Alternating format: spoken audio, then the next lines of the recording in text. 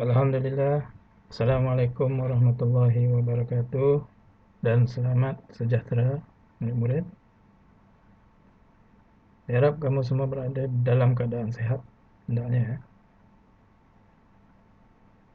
Jadi tajuk pembelajaran kita hari ini ialah mendengar dan bertutur. Kemahiran mendengar dan bertutur. Jadi murid-murid boleh lihat ya. Tajuk ini dalam buku teks jilid 2 muka surat 2 ya.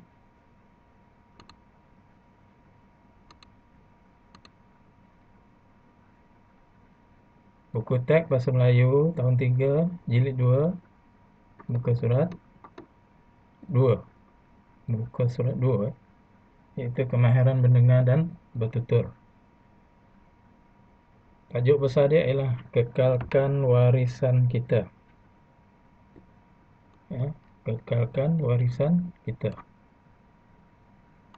Maksud dia kita kena jaga warisan kita. Warisan ni ialah apa yang ditinggalkan kepada kita sejak daripada dulu lagi. Itu maksud warisan. Okey, tajuk kecil ni ialah keluarga diraja. Keluarga diraja. Seperti mana yang kita tahu, Malaysia ini ramai raja. Ada 9 raja. 9 raja. Pemerintah tertinggi ialah yang di-Pertuan Agong. Ya, dipilih daripada raja-raja yang terdapat di Malaysia mengikut giliran. Okey. Contohnya negeri-negeri yang mempunyai raja ataupun yang beraja ialah Terengganu dipanggil Sultan Sultan Terengganu, Perlis panggil Raja Perlis, Selangor gelaran dia Sultan.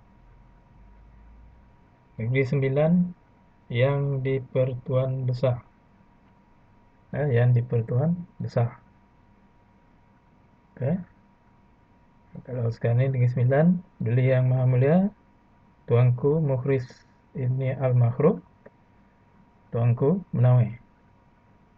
Okey, Johor gelaran dia Sultan. Kelantan Sultan, Perak Sultan, Kedah Sultan, Pahang Sultan.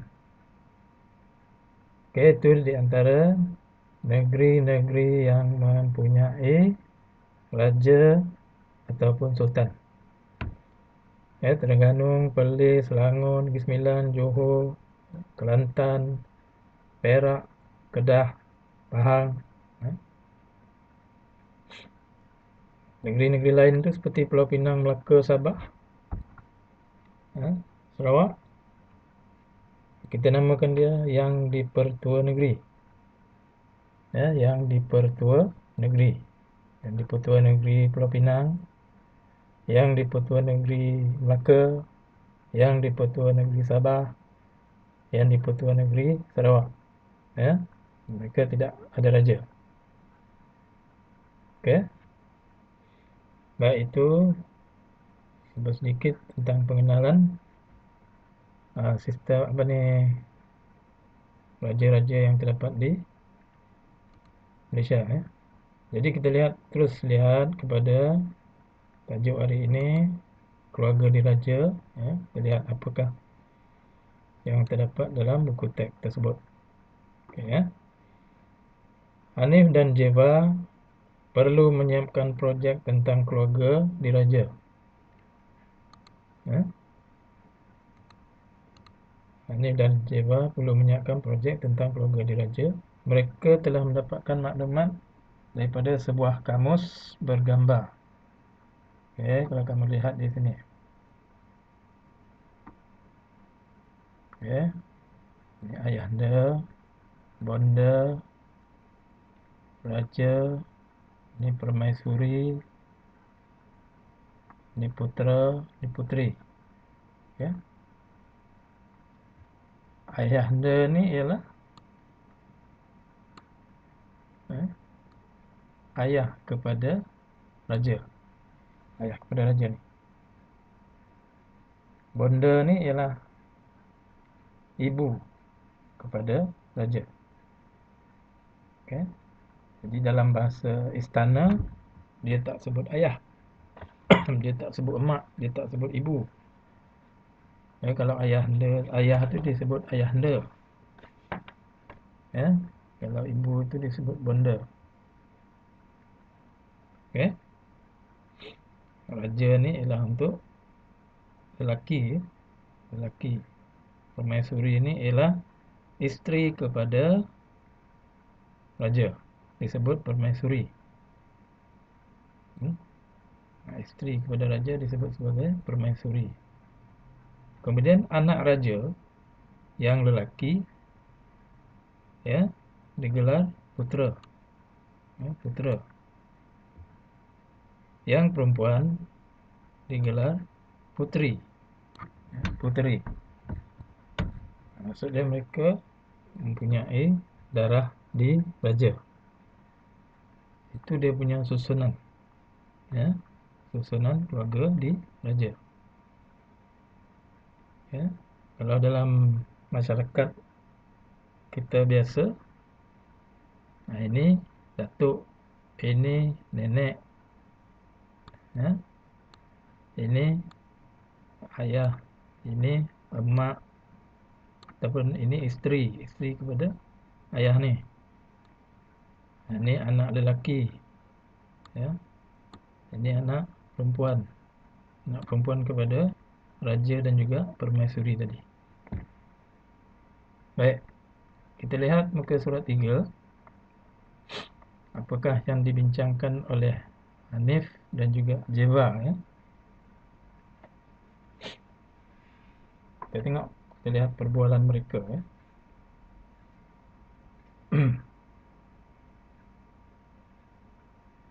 Okay. Hanif, apakah maksud perkataan raja? Ini Jeva tanya. Kemudian Hanif jawab, raja bermaksud orang yang memerintah sesebuah negara, ataupun negeri lah. Raja bermaksud orang yang memerintah sesebuah negara. Kalau di Malaysia ni cikgu dah ada beritahu tadi, ya, yang di-Pertuan Agong, ketua pemerintah Malaysia, negara Malaysia ialah yang di-Pertuan Agong. Okey. Itu maksud raja. Kemudian maksud perkataan permaisuri pula apa? Jeva tanya. Permaisuri bermaksud isteri raja. Ini yang tadi, yang cikgu cakap tadi. Permaisuri ini ialah isteri kepada raja. Raja ni. Okey. Kemudian, adakah Hanif tahu akan maksud perkataan putera? Tadi cikgu kata putera tu apa ni putera ni? Anak lelaki kepada raja dan permaisuri. Ya. Jadi Hanif boleh jawab, ya Jeva.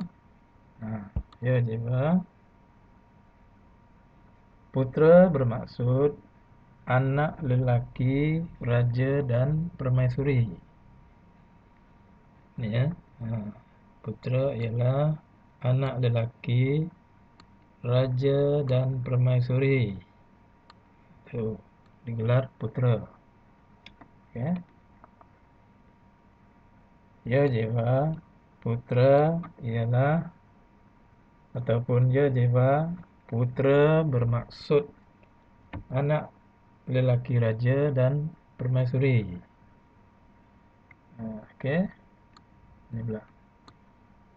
Apakah maksud puteri? Apakah maksud perkataan puteri? Jadi yang ini tadi anak lelaki raja dan permaisuri. Kalau puteri, puteri pula di sini ya. Ini jawab. Puteri pula bermaksud anak perempuan raja dan permaisuri. Itu puteri. Okey. Dan dia tanya lagi, siapakah ayahanda dan bonda? Nih, siapakah ayahanda dan bonda? Siapa ayahanda dan bonda? Ayahanda dan bonda kepada ni. Siapa? Jadi, Hanif boleh jawab. Ya.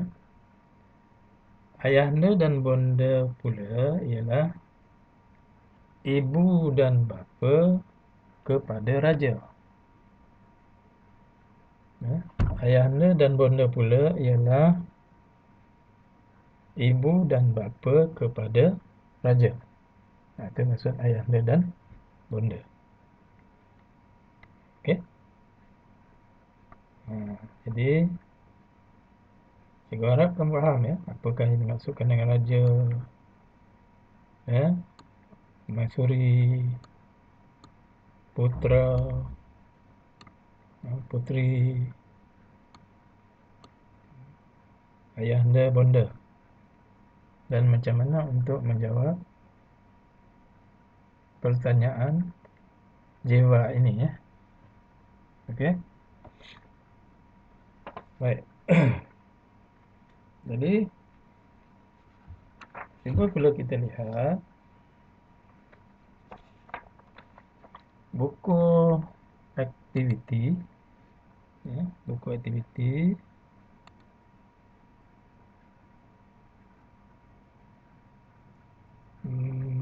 ya.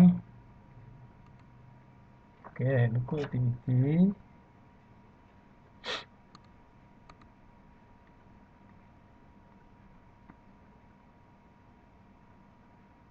muka surat 1 ya, muka surat 1.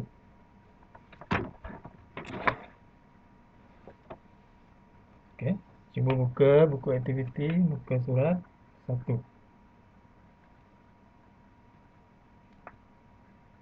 Buku aktiviti jilid 2 muka surat 1.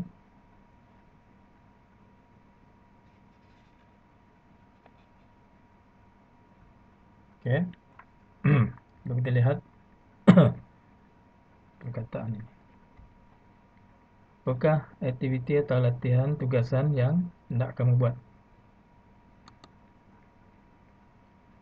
Berikan respon terhadap soalan. Okey. Simulasi ini tak perlulah sebab kita tidak bersemuka. Simulasi ini kita kena buat lakonan ya. Tajuk dia ialah bahasa indah. Bahasa indah. Ya. Jadi kalau kita lihat di sini nanti semuanya menggunakan bahasa istana. Bahasa istana. Okey. Kita lihat ya. Wahai Tuan Puteri, izinkan patik semua bertanyakan maksud perkataan yang berikut dalam bahasa istana. Ya. Ini dia orang berlakon lah ni. Yang murid-murid berlakon. Ini Tuan Puteri. Ini Tuan Puteri. Ya. Okey. Wahai Tuan Puteri, izinkan patik semua bertanyakan maksud perkataan berikut dalam bahasa istana. Okey. Puteri kata, silakan. Okey. Bolehkah Tuan Puteri jelaskan maksud berangkat, berangkat. Oke, ini bahasa istana ya, maksud berangkat. Jadi apa maksud berangkat? Ya?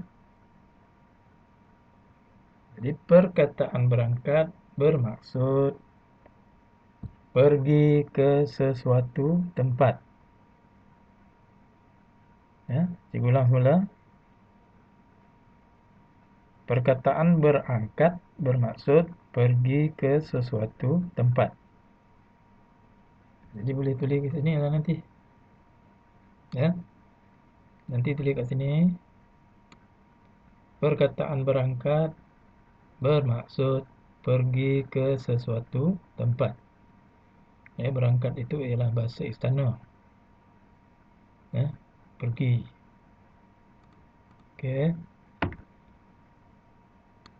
Apakah maksud beradu? Maksud beradu. Beradu ni maksud dia ialah tidur. Kalau dalam bahasa kita biasa ialah tidur. Tidur ya. Ni gambar ni. Gambar permaisuri tidur. Okey. Ini tadi berangkat pergi ke sesuatu tempat. Okey, jadi bolehlah jawab di sini. Maksud perkataan beradu pula ialah tidur. Ya? Ataupun perkataan beradu bermaksud tidur. Nanti kamu tulis sini. Ya, sini. Perkataan tidur perkataan beradu bermaksud tidur. Ataupun perkataan beradu bermaksud tidur ya. Okey.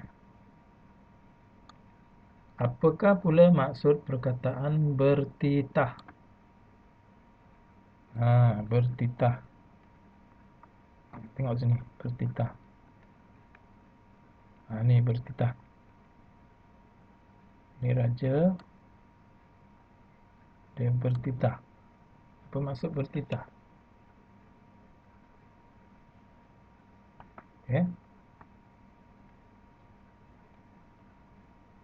Kamu boleh jawab di sini.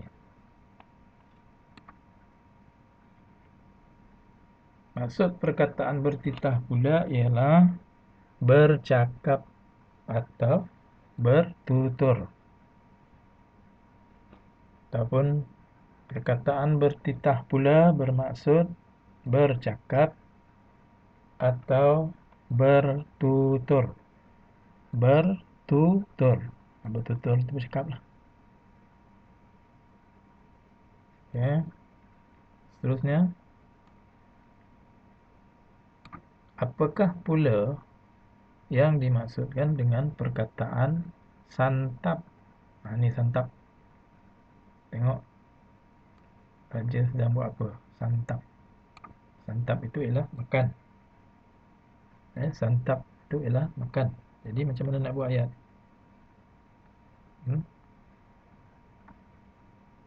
Santap. Perkataan santap pula bermaksud makan. Perkataan santap pula bermaksud makan. Okey. Ataupun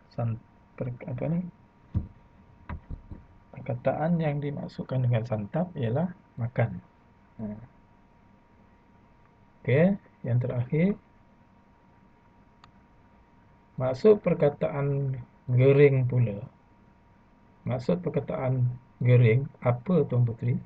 Gering. Ini gering. Gering. Gering.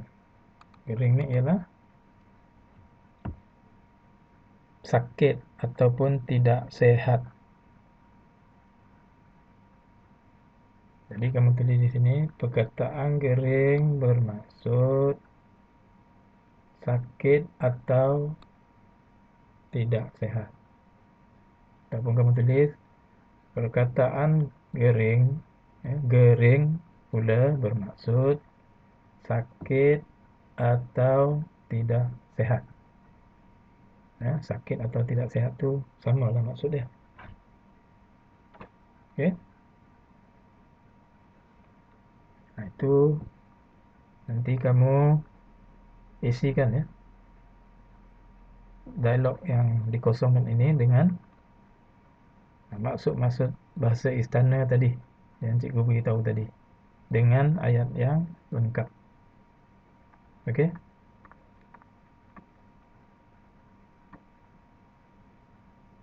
Cuba lihat pula muka surat. Ya.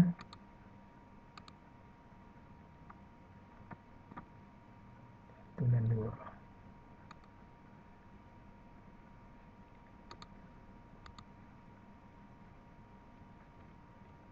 Okey.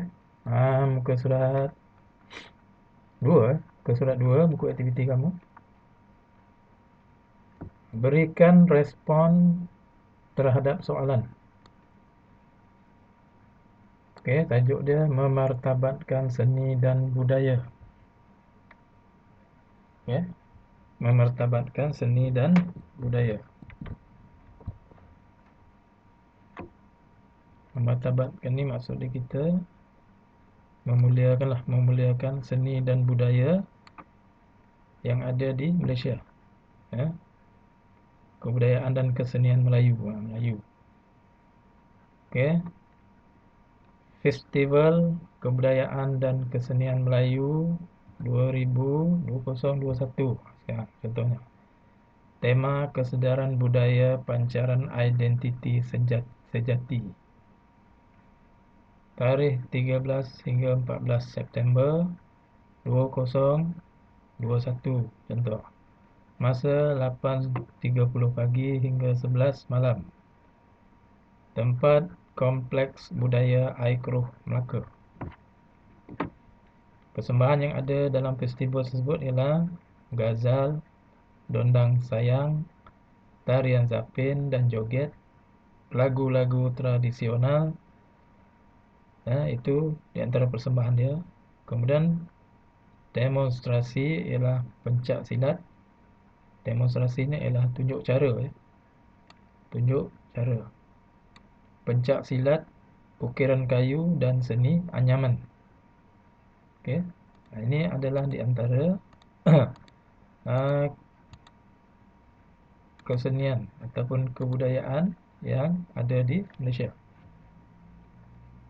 Okey, jadi jawapan yang hendak dijawab di sini adalah berdasarkan maklumat yang diberi di atas ini.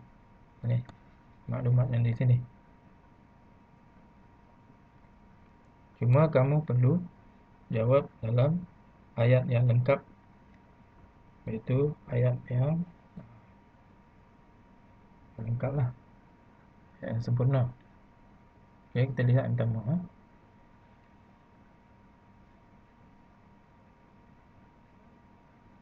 Okey, mula kat sini ya. Imran, berapa hari minggu ini? Imran, pada hari minggu ini, mari kita ke Festival Kebudayaan dan Kesenian Melayu. Okay. Ini perbualan di antara Kiran, Kiran dan juga Imran. Imran, pada hari minggu ini, mari kita ke Festival Kebudayaan dan Kesenian Melayu. Kemudian, berapa harikah festival itu berlangsung, Kiran? Ini Imran jawab. Jadi Imran nak jawab apa? Berapa hari? Jadi kamu rujuk di sini. Rujuk di sini. Berapa hari tu?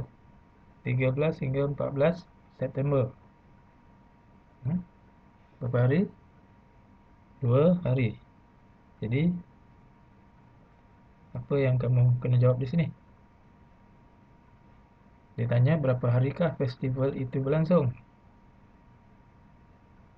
kamu boleh ambil perkataan bermula dari sini. Festival itu berlangsung selama 2 hari. Ini tulis sini. Festival itu berlangsung selama 2 hari. Ya, sebab 13 dan 14. 13 hari, 14 hari. Jadi 2 hari lah. Okey. Jadi jawab macam di sini ataupun Kiran akan jawab festival itu berlangsung selama 2 hari. Okey. Kemudian apakah tema festival itu? Apa tema dia? Tema festival itu ialah, mana tema dia? Ni. Tema festival itu ialah kesedaran budaya pancaran identiti sejati. Okey. Tema festival itu ialah kesedaran budaya pancaran identiti sejati. Itu kamu tulis kat sini. Kemudian, di manakah festival itu akan diadakan? Di mana? Ni.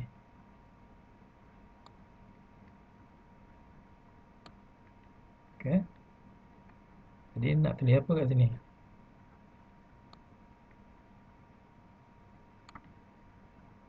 Boleh mula daripada sini. Perkataan festival. Festival itu akan diadakan di mana? Di ni. Kompleks Budaya Air Keruh, Melaka. Okey. Festival itu akan diadakan di Kompleks Budaya Air Keruh, Melaka. Okey. Baik. Apakah persembahan yang ingin kamu lihat, Kiran? Apa persembahan yang Kiran nak lihat? Ya? Persembahan. Ini persembahan.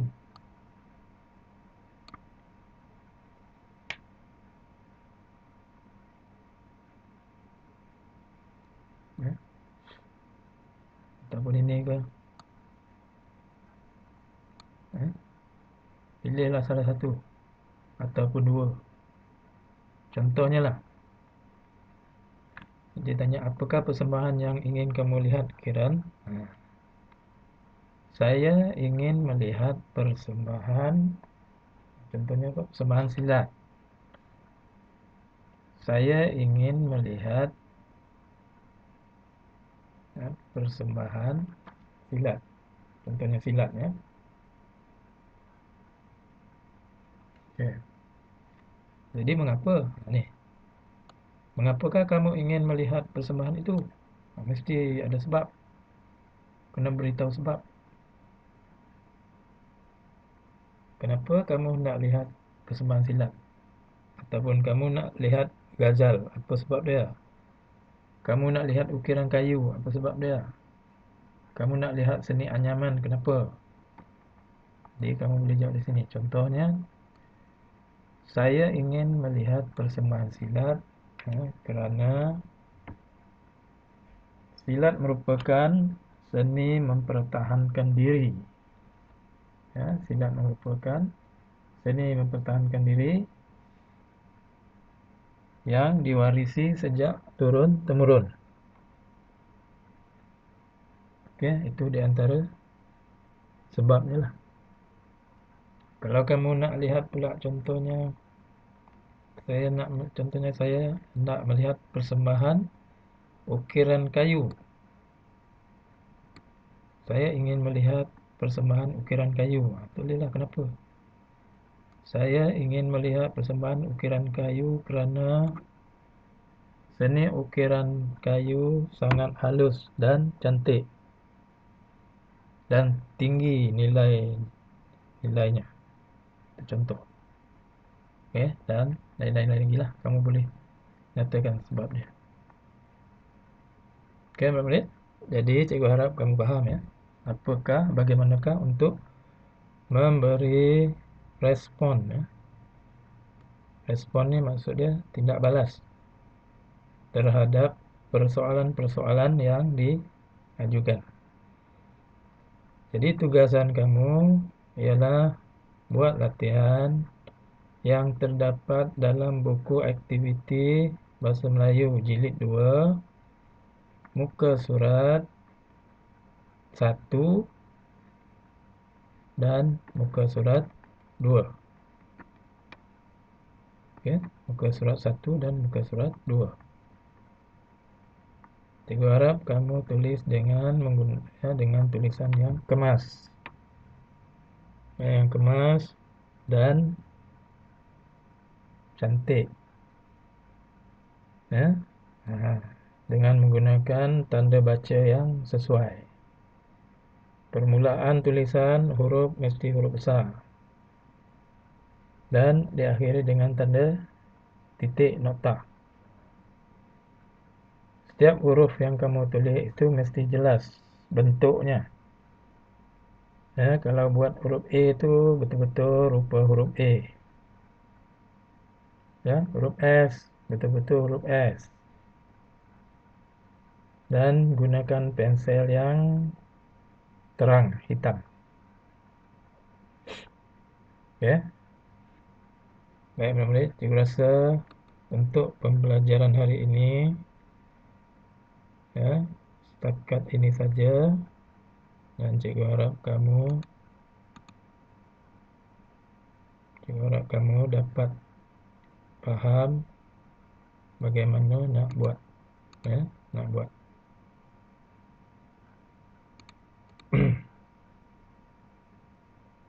Jadi, setakat itu saja. Sekian, terima kasih. Assalamualaikum warahmatullahi wabarakatuh.